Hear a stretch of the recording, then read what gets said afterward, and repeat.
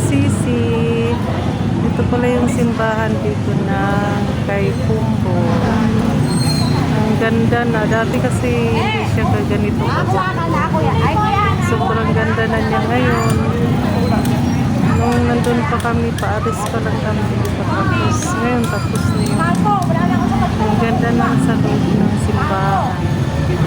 Tapos pa lang ng misa. Pauwi na rin ako. Sige mga kasisi, ikot mo na tayo. Punta ako ng 7-Eleven. Puntahan ko si Lana Regina. Ganda na ng simbahan, sis. Super ganda. Punta ako ng 7-Eleven. Puntahin ko yung dalawa doon. Katatapos lang ng misa dito. Tawid muna tayo, sister.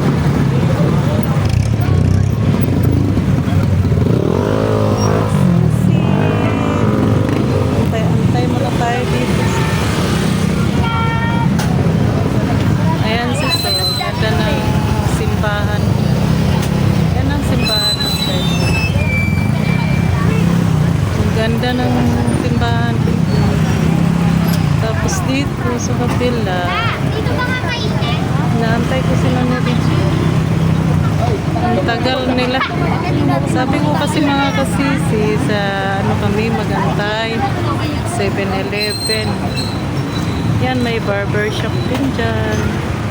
Ang dami ng mga improvement din dito sa Taiwan. Na-miss ako sa simbahan. Ngayon pa kasi ako nagpagsimba ulit doon. Ganda siya. Nice dish. Diyan naman may mga coffee. May sa mga coffee dyan. Sige mga kasisi, puntahan ko sila doon sa 7-Eleven. Ito may gym dito. Yung mga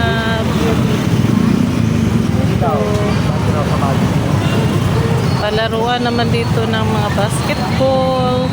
Dito nagpa-parking yung mga motor. Yun siya dito mga sis. Tapos sa may 7-Eleven, antayin ko yung dalawa. Sabi ko kasi 7-Eleven kami magkita. Ayan ang 7-Eleven. Hindi na siya 7-Eleven sa ibang 7-Eleven. 7-Eleven. Ito yung mga dito, may mga basketballan. Ayan. May naglalaro siya. Ito lang may pakita ko sa inyo mga sisi. Basketball. Pero hindi kami dito nanonood talaga. Dati kasi may mga event kami nila Regine dati sa school. Dito ginaganap dati. Kaya minsan pupunta kami dito. Pero hindi talaga kami nanonood dito. Wala lang. Pinakita ko lang sa inyo kung ano meron dito. Ayan lang. Wala na kayo ipapakita. Ayan ang mga motor lang. Inaantay ko pala sila ni Regine. Wala pa rin. Ang ganda ng simbahan, sis, no? Dati kasi hindi ganyan kaganda. Ngayon, super ganda na siya. Kung pares pa lang kami papuntang Thailand, ano pa lang, nagtatrabaho pa lang yung mga tao dyan. Tapos pagbalik namin, ang ganda. Sige mga sisi, happy Sunday sa lahat. Thank you for watching.